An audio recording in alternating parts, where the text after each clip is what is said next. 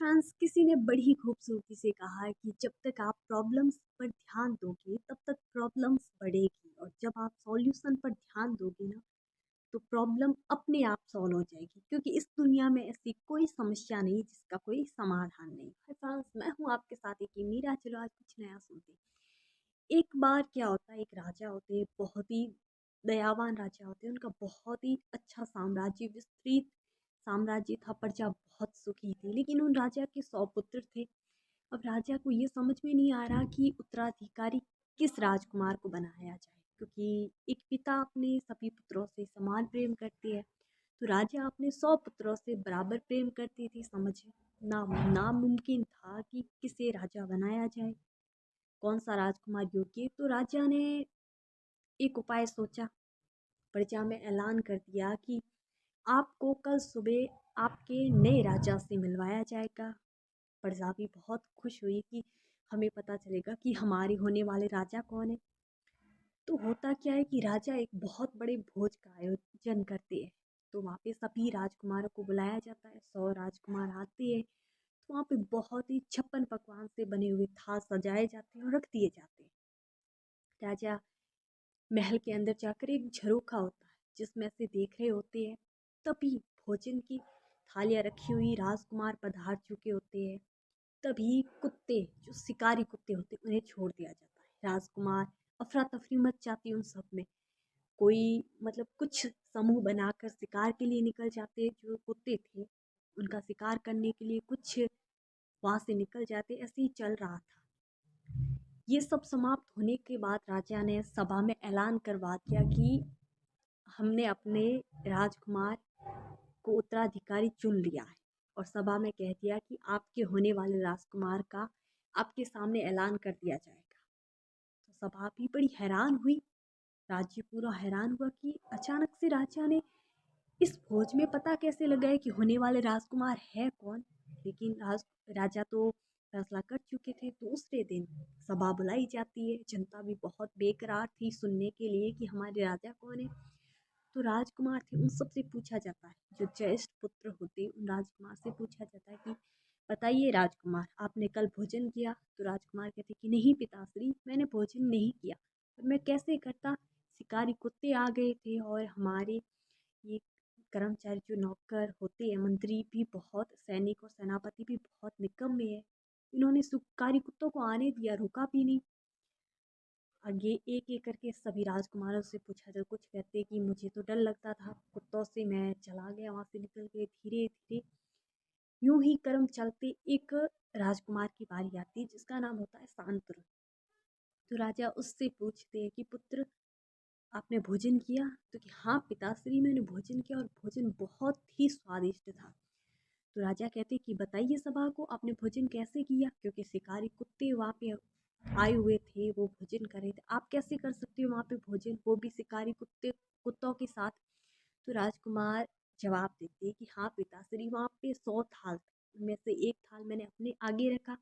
मेरे पास जैसे ही शिकारी कुत्ता आता, 99 थाल यूं ही रखे हुए थे, तो मैंने कुत्तों के आगे थाल कर दी। कुत्ते उसमें व्यस्त हो जाते और मैं आराम से अपना भोजन करता। तो मैंने भोजन किया और मेरा मन तृप्त हो गया। बहुत ही स्वादिष्ट और सुंदर पकवान बने हुए थे।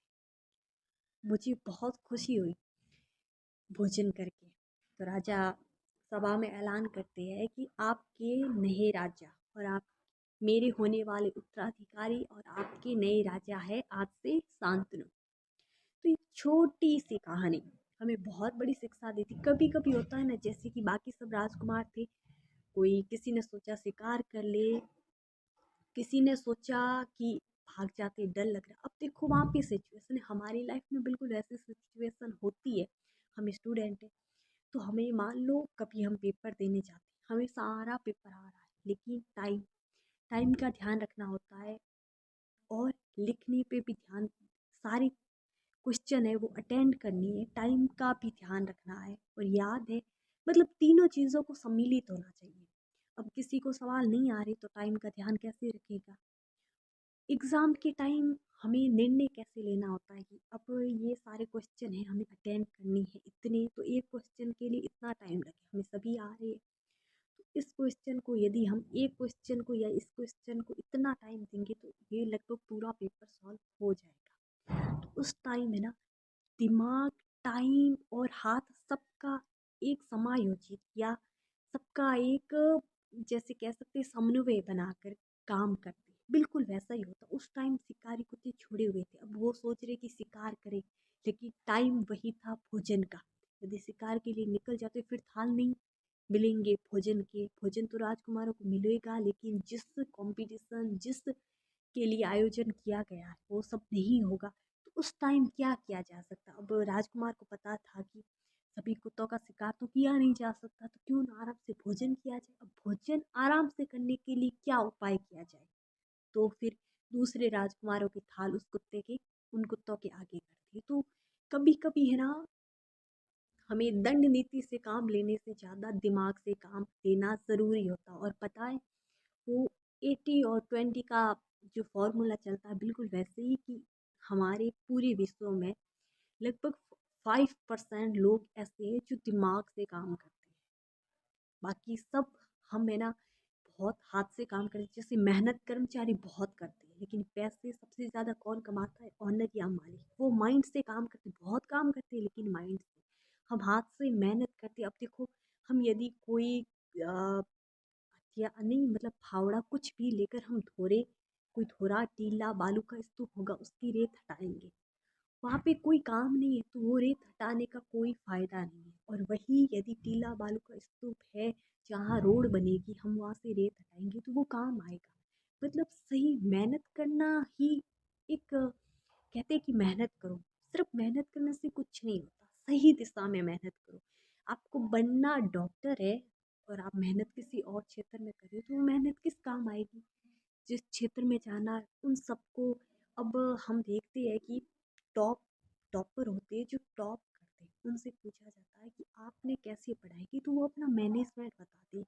कोई कहता है कि 5 बुक्स ही पढ़े थे। उनको कहते हैं कि एक बुक को, मतलब 10 बुक को एक बार पढ़ने से बेहतर है एक बुक को 10 बार पढ़ा जाए। ये सच में ऐसा किसी टॉपर ने कहा है, तो उसने आजमा के कहा है कि कुछ बातें होती जो लगभग सब लोगों में कॉमन होती, इसका मतलब इसमें कुछ लॉजिक है। तो सबसे ज़रूरी यही बात है कि अपने टाइम, जिस सिचुएशन में आप हो, उस सिचुएशन को कैसे हैंडल करना है, ये बहुत बहुत मायने रखता है। इसलिए उस सिचुएशन को हैंडल करने की क्षमता सब में होती है, लेकिन कैसे करना है ये जानना बहुत ज़्यादा ज़रूरी होता है, और ये हमें पता होना चाहिए। और मैं फिर वही कहूँगी जो मैं अक्सर कहा करती हूँ, महान लोग अच्छा ही काम नहीं करते, बल्कि वो जो भी करते उससे अच्छा बना लेते हैं। हाँ, ये सच है कि एक इंसान दुनिया को नहीं बदल सकता, लेकिन ये भी इतना ही सच है कि इस दुनिया को बदलने की शुरुआत करने वाला हमेशा एक इंसान ही होता है। You are best, you can do it, and thank you so much. और कोई बात अच्छी लगे तब भी बताना, और कोई बात अच्छी, बहुत ज़्यादा अच्छी लगे तब बताना। होता क्या है कि हमें कोई बात बहुत अच्छी लगती है, लेकिन सुनने में, अमल करने में नहीं। तो कोई भी बात अच्छी लगे तो उससे अमल करना, मतलब खुद को बताना ज़रूर। Thank you so much.